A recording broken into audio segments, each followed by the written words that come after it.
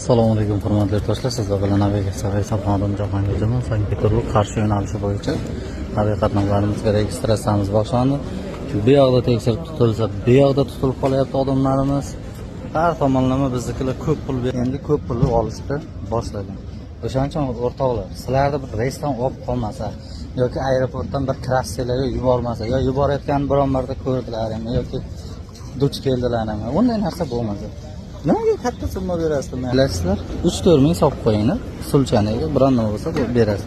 Keyin bu kompaniyaga bagaj bu kompaniyaga bagaj listini olib kelmanglar. Kilogrammi 600, 5 kilo 500 gacha qabul qilib, 5 kilo 600 bo'lsa ham 1 kiloga to'latadi. O'shanday kompaniya bo'lib qolgan bu. O'shaning uchun bunday qilmanglar. 5 kilo 23 kilo bo'ldimi? 23 kilo. Bu bilan normada kelaveringlar, hurmatli o'rtoqlar.